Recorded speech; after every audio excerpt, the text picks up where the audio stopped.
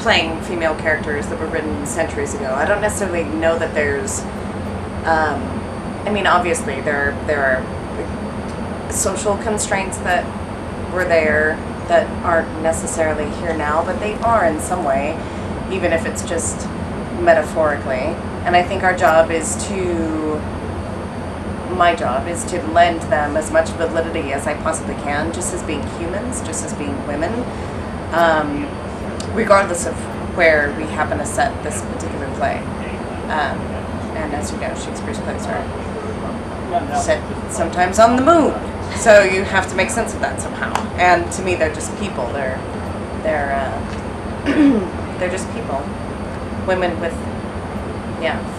faults and strengths, just like we all have. Yeah, I like that a lot because it is.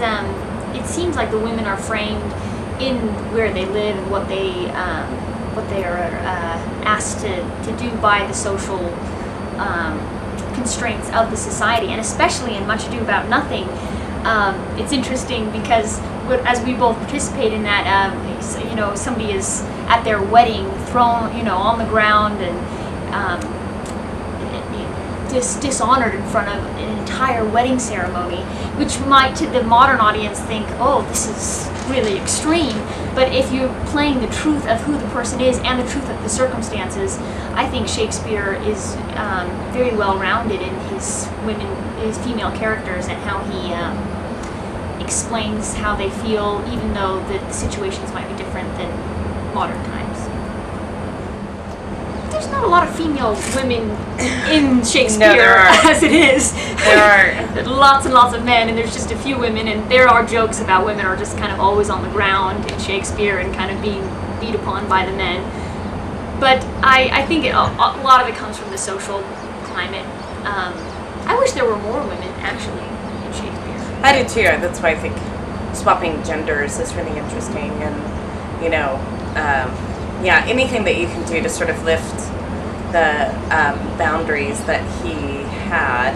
And I do think that it's an interesting question to ask for this specific piece of theater, because I don't think that these are his typical Shakespeare women. Usually he, like with Lady Macbeth, she's so vibrant and passionate and strong, and then she goes crazy. So you never know. Like, was she really that smart?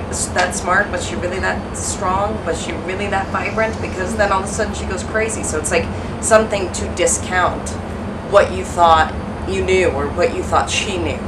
And Beatrice is like exactly the opposite. She's completely true to her character. She's not just a springboard for the male to then go about his plot.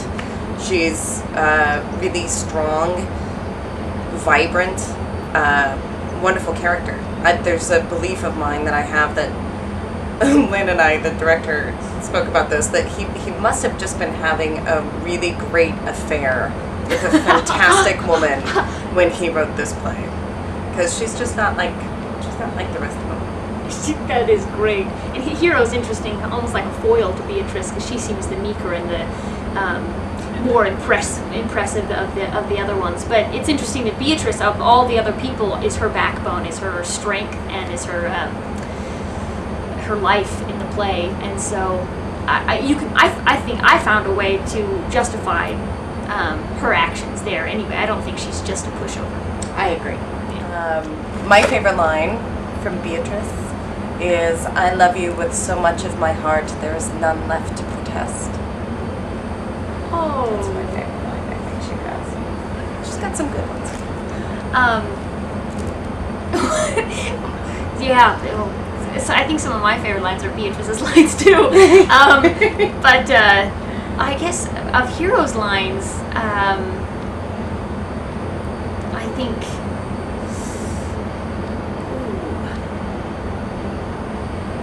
I have to think about that. Well, I guess the one that always sticks in my head from since I was a little girl is, and as surely as I live, I am a maid. That one at the end.